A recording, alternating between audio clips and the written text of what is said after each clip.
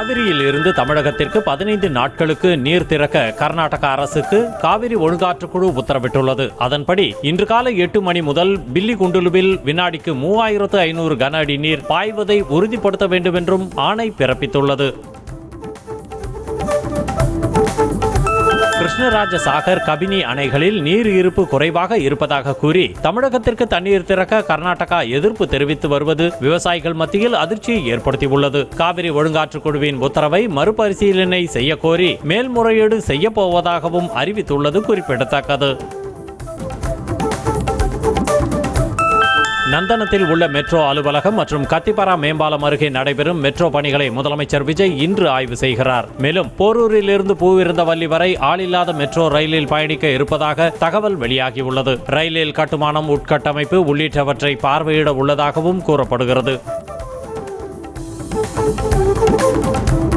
Budget கூட்டத்தொடர் விரைவில் தொடங்க உள்ள நிலையில் திமுக எம்எல்ஏக்கள் உடன் உதயநிதி ஸ்டாலின் காணொலி வாயிலாக ஆலோசனை மேற்கொண்டார். குறிப்பாக சட்டம் ஒழுங்கு, எம்எல்ஏக்கள் குதிரை பேரம், லாக்அப் டெத், மேகதாது அணை உள்ளிட்ட பல்வேறு விவகாரங்கள் தொடர்பாக பேரவையில் கேள்வி எழுப்ப திமுக திட்டமிட்டுள்ளதாக கூறப்படுகிறது.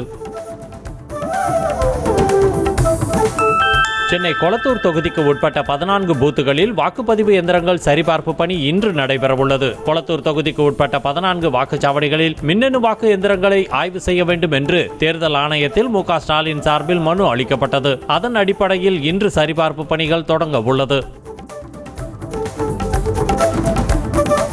கல்வியை மீண்டும் மாநில பட்டியலுக்கு மாற்ற வேண்டும் என மக்களவையில் விசிக தலைவர் திருமாவளவன் வலியுறுத்தியிருக்கிறார். இது தொடர்பாக பேசிய அவர், வினாத்தாள் கசிவு சம்பவங்கள் விளிம்பு நிலை மாணவர்களுக்கு செய்யப்பட்ட மிகப்பெரிய துரோகம் என்றும் சாடியிருக்கிறார். நுழைவுத் தேர்வுகளை மாநில அரசுகளே நடத்த மத்திய அரசு அனுமதிக்க வேண்டும் என திருமாவளவன் தெரிவித்திருக்கிறார். மக்களவையில் பேசிய அவர், நீட் தேர்வை ரத்து செய்யவும் தேசிய தேர்வுகள் முகமை அமைப்பை கலைக்கவும் வலியுறுத்தியிருக்கிறார்.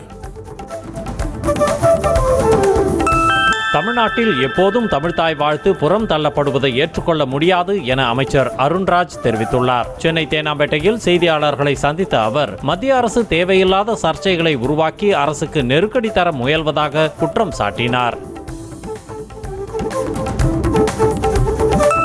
காவிரி விவகாரத்தில் ஜல்சக்தி மத்திய இணையமைச்சர் ராஜ்பூஷன் அபத்தமான ஒரு ஸ்டேட்மெண்டை கூறியுள்ளதாகவும் இதற்கு தாவேக அரசு உரிய பதிலடி கொடுக்க வேண்டும் எனவும் முன்னாள் அமைச்சர் துரைமுருகன் தெரிவித்துள்ளார். காட்பாடியில் செய்தியாளர்களிடம் பேசிய அவர், மக்களின் வாழ்வாதார பிரச்சனையில் எந்த கட்சியும் போக்கு காட்டக்கூடாது என எச்சரித்துள்ளார். பாஜக மாநில தலைவர் நயினார் நாகேந்திரன் மீதான தேர்தல் விதிமீறல் வழக்கை ரத்து செய்து சென்னை உயர்நீதிமன்றம் உத்தரவிட்டுள்ளது. கடந்த நாடாளுமன்ற தேர்தலின் போது ராதாபுரம் தொகுதிக்கு உட்பட்ட 2 இடங்களில் இரவு 10 மணிக்கு மேல் பிரச்சாரம் செய்ததாக அளிக்கப்பட்ட புகாரில் வழக்கு பதிவு செய்யப்பட்டது குறிப்பிடத்தக்கது. நகராட்சி பணி நியமன முறைகேடு தொடர்பாக குற்றம் சாட்டப்பட்டவரின் விளக்கத்தை கேட்க வேண்டும் என கூற முன்னாள் அமைச்சர் நேருவுக்கு அடிப்படை உரிமை இல்லை என சென்னை உயர்நீதிமன்றத்தில் தமிழக அரசு தரப்பில் தெரிவிக்கப்பட்டுள்ளது. தனது தரப்பு வாதங்களை கேட்காமல் பிறப்பிக்கப்பட்ட உத்தரவை மறு ஆய்வு செய்ய கோரி KN நேரு மனு தாக்கல் செய்த நிலையில் விளக்கம் அளிக்கப்பட்டது.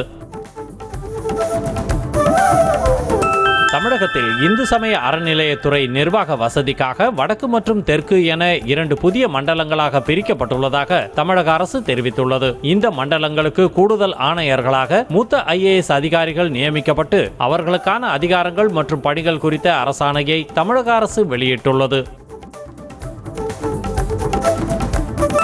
பழனி தண்டபாணி சுவாமி மடத்திற்கு நிலத்தை கொடுத்ததாக கூறப்படும் குப்புசாமி மணியக்காரரின் வாரிசுதாரர்கள் திண்டுக்கல்லில் உள்ள CBCID அலுவலகத்தில் நேரில் ஆஜராகி விளக்கம் அளித்தனர். விசாரணைக்கு பிறகு செய்தியாளர்களை சந்தித்த வழக்கறிஞர், இந்த நிலம் தனியார் மடத்திற்கு எழுதி கொடுக்கப்பட்டதாகவும் இந்து அறநிலையத்துறைக்கு சொந்தமானது அல்ல எனவும் தெரிவித்தார். பழனி கோவில் நில முறைகேடு விவகாரத்தில் அமைச்சருக்கு எதிராக அவதூறு பரப்பியதாக பதிவு செய்யப்பட்ட வழக்கில் அதிமுக IT விங் பெண் நிர்வாகிக்கு முன்ஜாமீன் வழங்கி சென்னை உயர்நீதிமன்றம் உத்தரவிட்டுள்ளது. பொதுநல நோக்கில் கருத்து தெரிவித்ததாகவும் அமைச்சர் குறித்து அவதூறு பரப்பவில்லை எனவும் வாதிடப்பட்ட நிலையில் முன்ஜாமீன் வழங்கப்பட்டது. குடும்ப தகராறில் சகோதரரை தாக்கிய வழக்கில் சமரச பேச்சுவார்த்தையில் உடன்பாடு ஏற்படாததால் அமைச்சர் மரிய வில்சன் ஆகஸ்ட் 12ஆம் தேதி மீண்டும் ஆஜராக உயர்நீதிமன்ற சமரச தீர்வு மையம் உத்தரவிட்டுள்ளது. 3வது முறையாக நீதிபதி முன்பு ஆஜராகி 1 மணி நேரத்திற்கு மேல் பேச்சுவார்த்தை நடத்திய நிலையில் உடன்பாடு எட்டப்படவில்லை என கூறப்படுகிறது. இன்று மேற்கு தொடர்ச்சி மலை மாவட்டங்களில் ஓரிரு இடங்களில் பலத்த காற்றுடன் மழை பெய்ய வாய்ப்புள்ளதாக சென்னை வானிலை ஆய்வு மையம் தெரிவித்துள்ளது. இது தொடர்பாக வெளியிட்டுள்ள அறிக்கையில் நாளை நீலகிரி மாவட்டத்தின் ஓரிரு இடங்களில் இடிமின்னலுடன் மழைக்கு வாய்ப்பு உள்ளதாக கணிக்கப்பட்டுள்ளது. நிர்வாகத்தில் முக்கிய மையமாக மக்கள் இருக்க வேண்டும் என பிரதமர் மோடி வலியுறுத்தியுள்ளார். மத்திய அரசு செயலாளர்களோடு 2வது முறையாக தனது இல்லத்தில் ஆலோசனை நடத்திய பிரதமர் மோடி சாமானிய மக்களின் விருப்பம் மற்றும் நலன்களை அடிப்படையாக கொண்டு கொள்கைகள் மற்றும் முடிவுகள் எடுக்கப்பட வேண்டும் என தெரிவித்தார். நீட் தேர்வு வினாத்தாள் கசிந்த விவகாரம் தொடர்பாக கைது செய்யப்பட்ட 13 பேர் மீதும் டெல்லி சிறப்பு விரைவு நீதிமன்றத்தில் சிபிஐ குற்றப்பத்திரிகை தாக்கல் செய்துள்ளது. 360 சாட்சியங்கள், 422 ஆவணங்கள் மற்றும் 43 பொருட்களை இணைத்து சிபிஐ குற்றப்பத்திரிகை தாக்கல் செய்துள்ளது. இந்த குற்றச்சாட்டுகள் மீது சிறப்பு விரைவு நீதிமன்றம் இன்று விசாரணை நடத்துகிறது. நீதிமன்ற உத்தரவை தொடர்ந்து போராட்டத்தில் பங்கேற்ற மாணவர்கள் மீது பதியப்பட்ட வழக்குகளை மத்திய அரசு திரும்ப பெற வேண்டும் என கரப்பான்பூச்சி ஜனதா கட்சி வலியுறுத்தியுள்ளது. மேலும் வாபஸ் பெறவில்லை என்றால் புதிய போராட்டம் நடத்தப்படும் எனவும் எச்சரிக்கை விடுத்துள்ளது.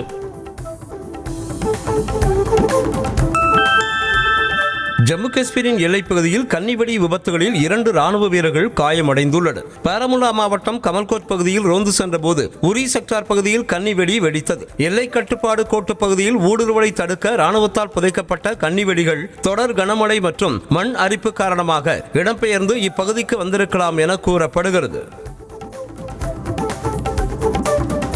தேசியவாத காங்கிரஸ் கட்சியின் 2 பிரிவுகளின் இணைப்பு சாத்தியமில்லை என அக்கட்சியின் பவார் பிரிவு தலைவர் சரத்பவார் திட்டவட்டமாக தெரிவித்துள்ளார். சரத்பவாரின் நெருங்கிய உறவினரான அஜித் பவார் தேசியவாத காங்கிரஸை உடைத்து பாஜக கூட்டணியில் இணைந்தார். இதன் பிறகு கட்சியின் பெயர், சின்னம் ஆகியவை அஜித் பவார் வசம் சென்றது. எனினும் அவர் விமான விபத்தில் உயிரிழந்ததால் அவரது மனைவி கட்சியை நடத்தி வருகிறார். தலைநகர் டெல்லியில் கொட்டித்தீர்த்த கனமழையால் முக்கிய சாலைகள் நீரில் மூழ்கியதால் போக்குவரத்து முடங்கியது. மேலும் சதார் சந்தை பகுதியில் இடுப்பளவிற்கு தண்ணீர் பெருக்கெடுத்து ஓடியது. டெல்லியில் காலையிலிருந்தே மழை பெய்ததால் தாழ்வான பகுதிகளில் தண்ணீர் தேங்கியது. அதேபோல் பஞ்சாப் மற்றும் ஹரியானா மாநிலங்களின் பெரும்பாலான பகுதிகளில் கனமழை பெய்தது. டெல்லி காந்திநகர் பகுதியில் உள்ள யமுனை ஆற்றில் மூழ்கி 4 பேர் உயிரிழந்தனர். போலீசார் மற்றும் தீயணைப்பு படையைச் சேர்ந்த 2 மீட்புக் குழுக்கள் தேடுதல் வேட்டையில் ஈடுபட்டதில் 2 பேரின் உடல்கள் மீட்கப்பட்டிருப்பதாக தீயணைப்புத்துறை அதிகாரி ஒருவர் தெரிவித்திருக்கிறார். மோசமான வானிலை காரணமாக மீட்பு பணி தற்காலிகமாக நிறுத்தப்பட்டுள்ளதாகவும் வானிலை சீரானதும் மீட்பு பணி தொடங்கும் எனவும் அதிகாரிகள் தெரிவித்தனர். தட்கல் ரயில்வே டிக்கெட் முன்பதிவுக்கு ஆகஸ்ட் 1ஆம் தேதி முதல் டோக்கன் முறையை அமல்படுத்துவதாக ரயில்வே துறை அறிவித்திருக்கிறது. அதன்படி ஏசி தட்கல் டோக்கன்கள் காலை 8:30 மணி முதல் 9 மணி வரையும், ஏசி அல்லாத தட்கல் டோக்கன்கள் காலை 9 மணி முதல் 9:30 வரையும் வழங்கப்படும் என தெரிவிக்கப்பட்டுள்ளது.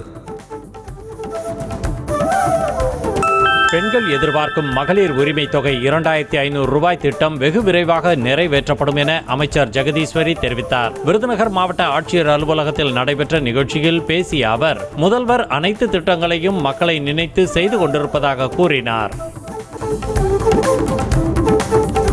செங்கல்பட்டு மாவட்டம் கொட்டிவாக்கம் பகுதியில் ஏற்பட்ட மின்வெட்டை கண்டித்து பொதுமக்கள் சாலை மறியல் போராட்டத்தில் ஈடுபட்டதால் பெரும் பரபரப்பு ஏற்பட்டது. காலை முதல் தொடர்ச்சியாக மின்சாரம் துண்டிக்கப்பட்டதால் ஆத்திரமடைந்த மக்கள் ஈசிஆர் சாலையில் திரண்டு சாலை மறியலில் ஈடுபட்டனர். இதனால் அப்பகுதியில் கடும் போக்குவரத்து பாதிப்பு ஏற்பட்டது. சேலம் மாவட்டம் ஆத்தூர் அருகே மொட்டை போடும் பெண்களுக்கு 15,000 ரூபாய் தருவதாக ஏமாற்றி மொட்டையடித்த நபரை போலீசார் கைது செய்தனர். பாதிக்கப்பட்ட பெண்கள் அளித்த புகாரின் பேரில் மர்ம நபரை தேடி வந்த போலீசார் அரியலூர் மாவட்டம் ஜெயங்கொண்டம் அருகே மேட்டுக்குப்பம் பகுதியைச் சேர்ந்த சதீஷ்குமார் என்பவரை கைது செய்தனர். சென்னை மேற்கு மாம்பலத்தில் அமைந்துள்ள மருத்துவ உபகரணங்கள் சப்ளை செய்யும் நிறுவனத்தில் மின்கசிவு காரணமாக ஏற்பட்ட தீ விபத்தில் 50 லட்சம் ரூபாய் மதிப்புள்ள உபகரணங்கள் எரிந்து சேதமடைந்தன. தனியார் நிறுவனத்தில் பணிபுரியும் மேலாளர் வினீர் மின்விசிறியை ஆன் செய்தபோது திடீரென மின்கசிவு ஏற்பட்டு தீப்பொறி வெளியாகி மருத்துவ உபகரணங்கள் மளமளவென எரிந்துள்ளது.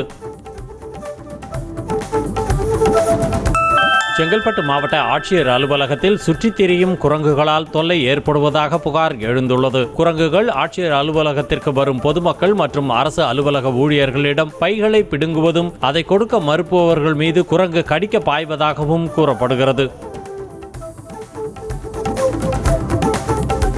ராணிப்பேட்டை மாவட்டம் லாலாப்பேட்டையில் உள்ள காந்தி நகரில் சாலை உள்ளிட்ட அடிப்படை வசதிகள் இல்லை என அப்பகுதி மக்கள் வேதனை தெரிவித்துள்ளனர். இதனால் மழைக்காலங்களில் சாலையில் மழைநீர் தேங்கி சேரும் சகதியுமாக மாறுவதால் கடும் சிரமத்தை சந்தித்து வருவதாகவும் விரைந்து சாலை அமைக்க நடவடிக்கை எடுக்க வேண்டும் எனவும் அரசுக்கு கோரிக்கை விடுத்துள்ளனர்.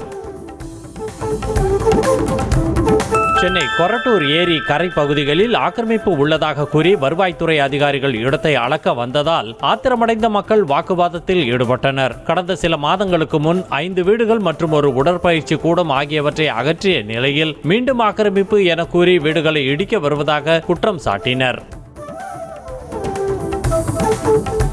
சென்னை ராயபுரத்தில் திமுக பேனர் அகற்றியதை கண்டித்து அக்கட்சியினர் சாலை மறியல் போராட்டத்தில் ஈடுபட்டதால் போக்குவரத்து பாதிக்கப்பட்டது. கலைஞர் பிறந்த நாளை முன்னிட்டு உரிய அனுமதியுடன் வைக்கப்பட்டிருந்த பேனரை சென்னை மாநகராட்சி அதிகாரிகள் மற்றும் போலீசார் அகற்றியதாக கூறப்படுகிறது. கன்னியாகுமரி மாவட்டம் சுசீந்திரம் அடுத்த நல்லூர் பகுதியில் பழிக்கு பழியாக கூலி தொழிலாளி வெட்டி படுகொலை செய்யப்பட்ட நிலையில் தலைமறைவாக உள்ள 4 பெண்கள் உட்பட 5 பேரை போலீசார் தேடி வருகின்றனர். மயிலாடி காமராஜர் நகர் பகுதியைச் சேர்ந்த மதுரை வீரன் வெட்டி படுகொலை செய்த நிலையில் விசாரணையில் மர்கால் தலை பகுதியைச் சேர்ந்த மாரியப்பன் குடும்பத்தோடு சேர்ந்து கொலை செய்தது தெரிய வந்தது. கன்னியாகுமரி மாவட்டம் சுசீந்திரம் பேரூராட்சி தலைவி தலைமையில் 10க்கும் மேற்பட்ட கவுன்சிலர்கள் பேரூராட்சி அலுவலகம் முன்பு ஆர்ப்பாட்டத்தில் ஈடுபட்டனர். பேரூராட்சி துணை இயக்குநர் அலுவலகத்தில் பணிபுரியும் கணினி ஆபரேட்டருக்கு சுசீந்திரம் பேரூராட்சி நிதியிலிருந்து மட்டும் 15 வருடமாக பணம் எடுத்து சம்பளம் கொடுப்பதாக குற்றம் சாட்டினர். கோவை மாவட்டம் கிணத்துக்கடவு அருகே பீகாரிலிருந்து கடத்தி வரப்பட்ட 15 கிலோ கஞ்சாவை பறிமுதல் செய்த போலீசார் வடமாநில தொழிலாளர்கள் 5 பேரை கைது செய்தனர். பொள்ளாச்சி அருகே பேருந்து நிறுத்தத்தில் பையுடன் இறங்கிய பீகார் மாநிலத்தைச் சேர்ந்தவர்களிடம் சோதனையிட்ட போலீசார் 15 கிலோ கஞ்சா கடத்தி வந்ததை கண்டுபிடித்தனர். புதிதாக தொடங்கப்பட்ட மருத்துவக் கல்லூரி மருத்துவமனைகளில் இருந்து 210 செவிலியர் பணியிடங்களை செவிலியர் தட்டுப்பாடு உள்ள பிற மருத்துவமனைகளுக்கு மறு பணியமர்வு செய்து தமிழக அரசு அரசாணை வெளியிட்டுள்ளது. புதிய பணியிடங்களை உருவாக்காமல் இருக்கின்ற செவிலியர்களை வைத்தே மருத்துவமனைகளை இயக்குவதாக தமிழ்நாடு செவிலியர்கள் மேம்பாட்டு சங்கம் குற்றம் சாட்டியுள்ளது. நீலகிரி மாவட்டம் கூடலூர் அருகே ஓவேலி எல்லமலை பகுதியில் ஒற்றை காட்டு யானை ஆக்ரோஷத்துடன் காரை துரத்தும் காட்சி வெளியாகியுள்ளது. வாகனத்தை நீண்ட தூரம் துரத்திக் கொண்டு ஓடியதால் அச்சமடைந்த வாகன ஓட்டி நல்வாய்ப்பாக யானையிடமிருந்து தப்பினார். கடலூர் மாவட்டம் பன்ருட்டியில் உள்ள மீன் மார்க்கெட் கட்டடம் இடிந்து விழும் நிலையில் உள்ளதால் அசம்பாவிதம் ஏற்படும் முன்பு இடித்து அகற்ற வேண்டும் என கோரிக்கை எழுந்துள்ளது. இது குறித்து புகார் அளித்தும் நகராட்சி நிர்வாகம் எந்தவித நடவடிக்கையும் எடுக்கவில்லை என்று பொதுமக்கள் மற்றும் வியாபாரிகள் வேதனை தெரிவித்துள்ளனர். கோவை மாவட்டம் வால்பாறை அருகே சுற்றித் திரிந்த சிறுத்தையை வனத்துறையினர் கூண்டு வைத்து பிடித்தனர். ஆதரப்பள்ளி பகுதியில் நீண்ட நாட்களாக குடியிருப்பு பகுதிகளில் உலா வந்த சிறுத்தையை தீவிரமாக கண்காணித்து வந்த கேரளம் வனத்துறையினர் கூண்டு வைத்து பிடித்து அடர்ந்த வனப்பகுதிக்குள் விட்டனர். சென்னையில் லஞ்சம் வாங்குவதாக வாட்ஸ்அப்பில் வந்த மெசேஜை குழுவில் பகிர்ந்ததால் பணியிடை நீக்கம் செய்யப்பட்ட மின்வாரிய ஏஇ தூக்கிட்டு தற்கொலைக்கு முயன்று மருத்துவமனையில் சிகிச்சை பெற்று வருகிறார். தண்டையார்பேட்டை மின்வாரிய அலுவலகத்தில் பணியாற்றி வரும் பிரபாபோஸ் என்பவர் பணியிடை நீக்கம் செய்யப்பட்டதால் தற்கொலைக்கு முயன்றதாக கூறப்படுகிறது. தேங்கியுள்ள கழிவுநீரை அகற்ற கோரி தருமபுரி மாவட்டம் பெண்ணாகரம் வட்டார வளர்ச்சி அலுவலகம் முன்பு சாக்கடை நீரை கொட்டி பொதுமக்கள் நூதன முறையில் போராட்டத்தில் ஈடுபட்டனர். பர்வதனஹள்ளி ஊராட்சிக்கு உட்பட்ட கள்ளிபுரம் பகுதியில் கடந்த 1 வருடமாக கழிவுநீர் தேங்கி நிற்பதாக கூறப்படுகிறது. இதுகுறித்து மனு அளித்தும் நடவடிக்கை எடுக்கவில்லை என அப்பகுதி மக்கள் வேதனை தெரிவித்துள்ளனர். சிவகங்கை மாவட்டம் இளையான்குடி புதிய பேருந்து நிலையத்தில் மின்விளக்குகள் இல்லாமல் இருளில் மூழ்கியதால் பயணிகள் கடும் அவதியடைந்தனர். அதேபோல் பேருந்து நிலையத்தில் கழிவறை உள்ளிட்ட அடிப்படை வசதிகள் முறையாக செய்யவில்லை என்றும் விரைந்து அதிகாரிகள் நடவடிக்கை எடுக்க வேண்டும் என்றும் அரசுக்கு பயணிகள் கோரிக்கை விடுத்துள்ளனர். சென்னை கோயம்பேடு ரோகிணி திரையரங்கில் 200 தூய்மை பணியாளர்களுக்கு ஜனநாயகன் திரைப்படம் சிறப்பு காட்சி திரையிடப்பட்டது. தூய்மை பணியாளர்களோடு அமைச்சர் ஸ்ரீநாத், பொன்னேரி மற்றும் அண்ணாநகர் சட்டமன்ற உறுப்பினர்கள் அமர்ந்து திரைப்படத்தை பார்த்து ரசித்தனர்.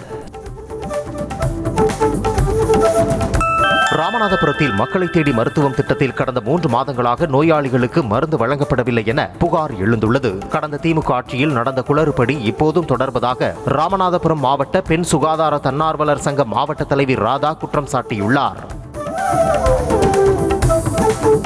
திருப்பத்தூர் மாவட்டம் ஜோலார்பேட்டை அருகே வங்கியில் அடகு வைத்த நகையை மீட்ட பெண் அதனை தவறவிட்ட நிலையில் ஒரு பெண் எடுத்துச் சென்ற சிசிடிவி காட்சி வெளியாகியுள்ளது. காவேரிப்பட்டு பகுதியைச் சேர்ந்த சரளா அடகு வைத்த நகையை மீட்க இந்தியன் வங்கிக்கு தாயோடு சென்றார். நகையை மீட்டு தாய் கற்பகத்திடம் சரளா கொடுத்த நிலையில் கீழே தவறவிட்டு மறந்து சென்றனர். திருப்பத்தூர் அருகே கோவில் உண்டியலை உடைத்து பணத்தை திருட முயன்ற இளைஞரை பொதுமக்கள் பிடித்து போலீசாரிடம் ஒப்படைத்தனர். கதிரிமங்கலம் பகுதியில் உள்ள சிவசக்தி மாரியம்மன் கோயில் உண்டியலை உடைக்க முயன்ற பொன்னியம்மன் கோவில் பகுதியைச் சேர்ந்த வாசுதேவன் என்ற இளைஞர் வசமாக சிக்கியதோடு அவரிடமிருந்து 100 கிராம் கஞ்சா பறிமுதல் செய்யப்பட்டது. இலங்கை கடற்படையால் சிறைபிடிக்கப்பட்டுள்ள பாம்பன் மீனவர்களை விடுவிக்க நடவடிக்கை எடுக்க கோரி அவர்களுடைய உறவினர்கள் ராமநாதபுரம் மாவட்ட ஆட்சியர் அலுவலகத்தில் கண்ணீர் மல்க மனு அளித்துள்ளனர். கடந்த 22ஆம் தேதி ராமேஸ்வரம் மீன்பிடி துறைமுகத்தில் இருந்து மீன்பிடிக்க சென்ற 9 மீனவர்களை எல்லையை தாண்டி வந்து மீன்பிடித்ததாக கூறி இலங்கை கடற்படையினர் கைது செய்தனர். ராணிப்பேட்டை மாவட்டம் அம்மூர் பேரூராட்சிக்கு உட்பட்ட சமத்துவபுரம் பகுதியில் 1 கோடி ரூபாய் மதிப்பில் கட்டப்பட்டு வரும் சமுதாய கூடத்தில் கழிவறை உள்ளிட்ட அடிப்படை வசதிகள் கூட இல்லாத சம்பவம் அதிர்ச்சியை ஏற்படுத்தியுள்ளது. இதுகுறித்து ஊராட்சி செயலாளரிடம் கேள்வி எழுப்பிய ராணிப்பேட்டை எம்எல்ஏ தாஹிரா முறையாக பணிகளை மேற்கொள்ள அறிவுறுத்தினார். செங்கல்பட்டு மாவட்டம் மறைமலை நகரில் வீட்டின் முன்பு நிறுத்தி வைத்திருந்த இருசக்கர வாகனத்தை 2 இளைஞர்கள் திருடி சென்ற சிசிடிவி காட்சி வெளியாகியுள்ளது. சிலப்பதிகாரம் 3வது குறுக்கு தெருவைச் சேர்ந்த நவீன் என்பவரின் இருசக்கர வாகனம் திருடப்பட்ட நிலையில் சிசிடிவி காட்சியுடன் காவல் நிலையத்தில் புகார் அளித்துள்ளார். ஈரோட்டில் விற்பனைக்கு வைத்திருந்த 307 போதை மாத்திரைகள் மற்றும் கஞ்சாவை பறிமுதல் செய்த போலீசார் 3 இளைஞர்களை கைது செய்தனர். ஈரோட்டைச் சேர்ந்த ஹரி சச்சின், நாமக்கல் மாவட்டத்தைச் சேர்ந்த பரத்ராஜ் மற்றும் சேலம் மாவட்டத்தைச் சேர்ந்த சரவணகுமார் ஆகிய 3 பேரும் சேர்ந்து கஞ்சா விற்பனையில் ஈடுபட்டு வந்தது விசாரணையில் தெரிய வந்தது.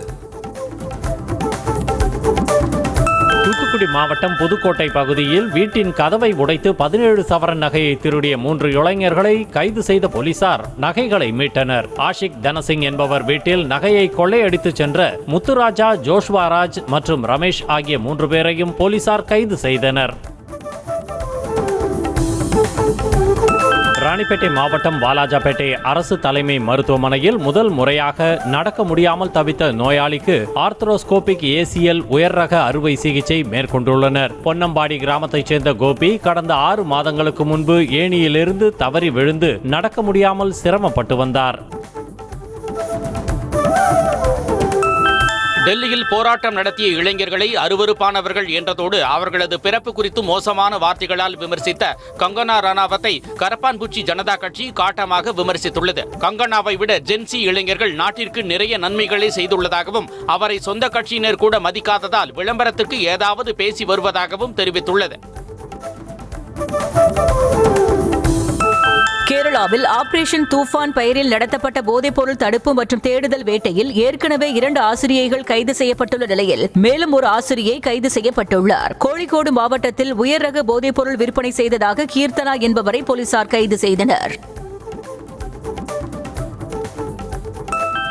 அமெரிக்க அதிபர் டிரம்பை இஸ்ரேல் பிரதமர் பெஞ்சமின் நெத்தன்யாகு வெள்ளை மாளிகையில் சந்தித்தார். மத்திய கிழக்கில் நிலவி வரும் மோதல் சூழ்நிலை மற்றும் ஈரான் போர் குறித்து இரு தலைவர்களும் ஆலோசனை நடத்தினர். இந்த சூழலில் வெள்ளை மாளிகை அருகே இஸ்ரேல் பிரதமர் நெத்தன்யாகுவுக்கு எதிராக பாலஸ்தீன ஆதரவாளர்கள் போராட்டம் நடத்தினர். போர்க்குற்றவாளி என்ற பதாகைகளை ஏந்தி போராட்டக்காரர்கள் கண்டன முழக்கம் எழுப்பினர்.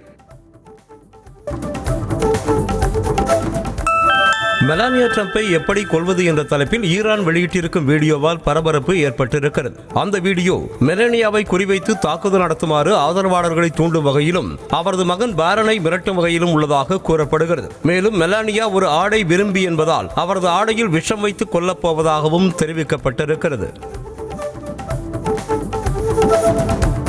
பேச்சுவார்த்தைகளில் பலன் கிடைக்காத பட்சத்தில் ஈரான் மீது புதிய தாக்குதல் நடத்தப்படும் என அதிபர் ட்ரம்ப் எச்சரிக்கை விடுத்துள்ளார். ராஜதந்திரம் வாயிலாக போரை முடிவுக்கு கொண்டு வர விரும்புவதாகவும் ஈரானுடன் தொடர்புடைய அனைவரும் தன்னிடம் தாக்குதல் நடத்த வேண்டாம் என்று கேட்டுக்கொண்டதாகவும் தெரிவித்தார். மேலும் மற்றொரு வாய்ப்பளிப்பதற்காக தாக்குதல்களை நிறுத்தி வைத்துள்ளதாகவும் கூறினார். ஜப்பானில் ஏற்பட்ட சக்தி வாய்ந்த நிலநடுக்கத்தில் பல கட்டடங்கள் இடிந்து விழுந்ததில் ஏராளமானோரை காணவில்லை என தகவல் வெளியாகியுள்ளது. ஒரு வணிக வளாகம் இடிந்து விழுந்ததில் இடிபாடுகளுக்கு அடியில் சிக்கியவர்களை மீட்புக் குழுவினர் மீட்டு வரும் நிலையில் ஒருவர் உயிரிழந்தார். மேலும் 100க்கும் மேற்பட்டோர் காயமடைந்தனர். ஜப்பானில் சக்தி வாய்ந்த நிலநடுக்கம் ஏற்பட்டதில் பல்வேறு கட்டடங்கள், வணிக வளாகங்கள் இடிந்து விழுந்தன. 7.1 ரிக்டர் அளவிலான இந்த நிலநடுக்கத்தின் தாக்கம் கியூஷு தீவில் உள்ள குமாமோட்டோ பகுதியில் மிகவும் வலுவாக உணரப்பட்டுள்ளது. வணிக வளாகம் ஒன்றும் பல கட்டடங்களும் இடிந்து விழுந்ததில் ஏராளமானோர் இடிபாடுகளில் சிக்கியுள்ளதால் பலி எண்ணிக்கை அதிகரிக்கலாம் என கூறப்படுகிறது.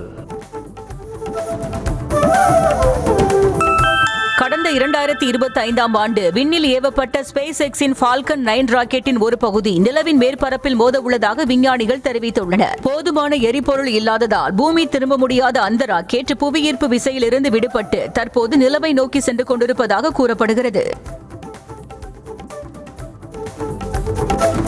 காமன்வெல்த் விளையாட்டுப் போட்டிகளில் இந்திய ஓட்டப்பந்தய வீரர் குல்வீர் சிங் புதிய வரலாற்று சாதனையை படைத்திருக்கிறார். ஆடவர் 10,000 மீட்டர் ஓட்டப்பந்தய பிரிவில் பதக்கம் வென்ற முதல் இந்தியர் என்ற பெருமையை அவர் பெற்றிருக்கிறார். பந்தய தூரத்தை 27 நிமிடங்கள் 49.78 வினாடிகளில் கடந்து 2வது இடம் பிடித்த குல்வீர் சிங் வெள்ளிப் பதக்கத்தை வென்றார்.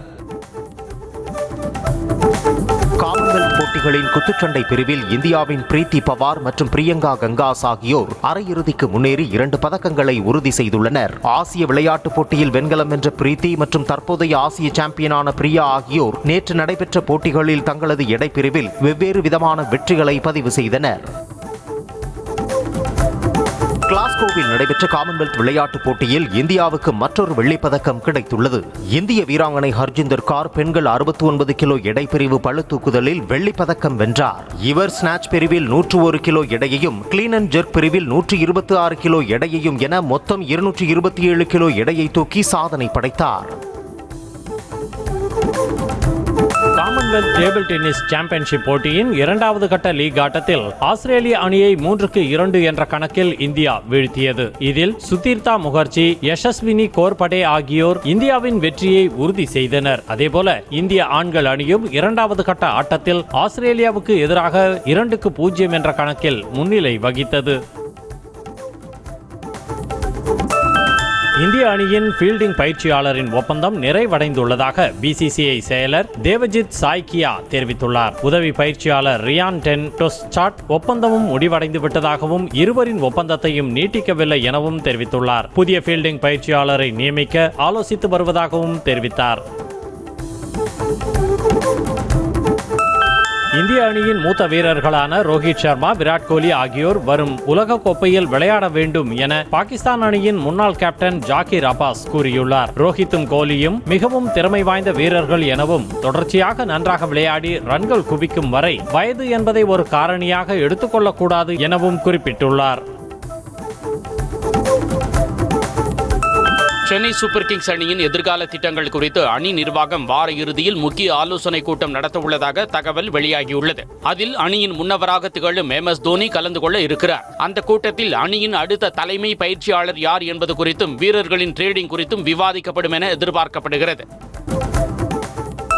பாகிஸ்தானுக்கு எதிரான முதல் டெஸ்ட் போட்டியில் வெற்றி இலக்காக 211 ரன்களை வெஸ்ட் இண்டீஸ் அணி நிர்ணயித்துள்ளது. முதல் இன்னிங்ஸில் வெஸ்ட் இண்டீஸ் அணி 311 ரன்களும் பாகிஸ்தான் அணி 282 ரன்களும் எடுத்திருந்தன. 2வது இன்னிங்ஸில் வெஸ்ட் இண்டீஸ் 181 ரன்களுக்கு ஆட்டமிழந்தது. இதன் மூலம் வெஸ்ட் இண்டீஸ் அணி 210 ரன்கள் முன்னிலை பெற்றுள்ளது.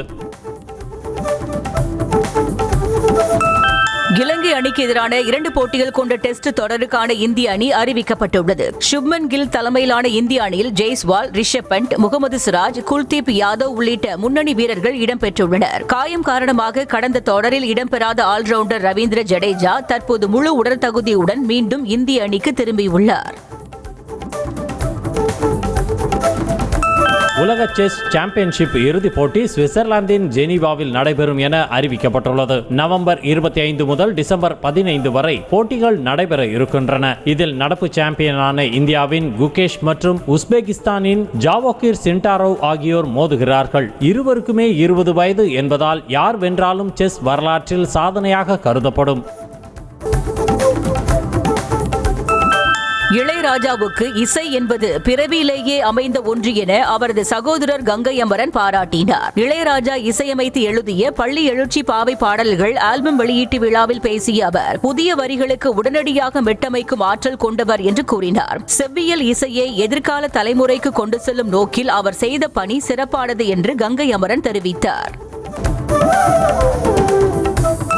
மதுரை கள்ளழகர் கோவிலில் ஆடி பிரம்மோற்சவம் விழாவையொட்டி கள்ளழகர் தங்க குதிரை வாகனத்தில் ஊர்வலமாக செல்லும் வீதி உலா நிகழ்ச்சி வெகு விமர்சையாக நடைபெற்றது. பக்தர்கள் புடைசூழ கருப்பண்ண சுவாமி சன்னதியை கடந்து தேரோடும் வீதி, கோட்டைவாசல் பகுதி வழியாக வீதி உலா சென்ற கள்ளழகர் மண்டகப்படிகளில் எழுந்தருளி பக்தர்களுக்கு காட்சியளித்தார்.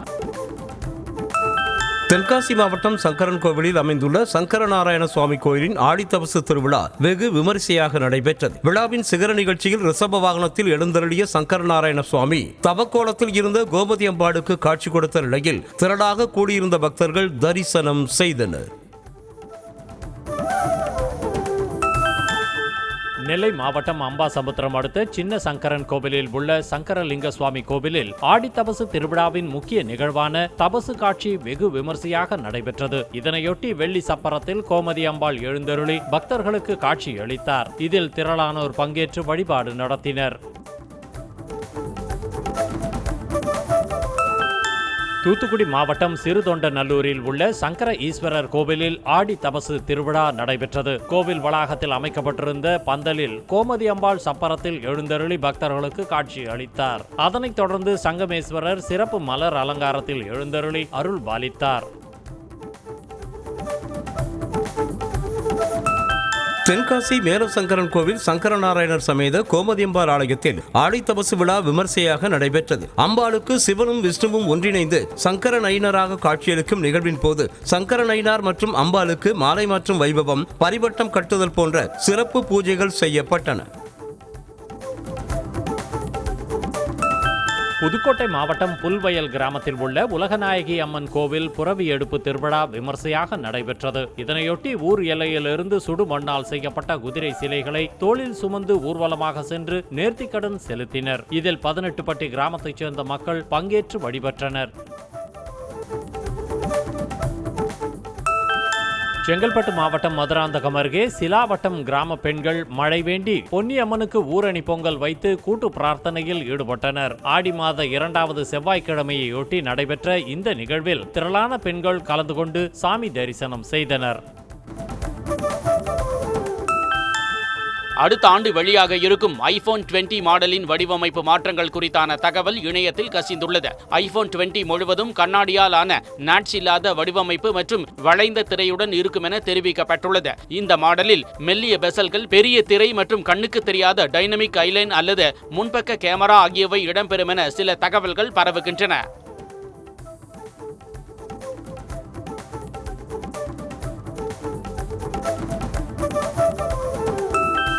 சாம்சங் நிறுவனம் அடுத்த ஆண்டு மீண்டும் 3ஆக மடிக்கக்கூடிய ஸ்மார்ட் போனை அறிமுகப்படுத்த உள்ளதாக தகவல் வெளியாகியுள்ளது. கடந்த ஆண்டு தனது முதல் Galaxy Z trifold limited edition பதிப்பாக அறிமுகப்படுத்திய பிறகு அந்நிறுவனம் தற்போது 2ஆம் தலைமுறை மாடலை தயாரித்து வருவதாக கூறப்படுகிறது.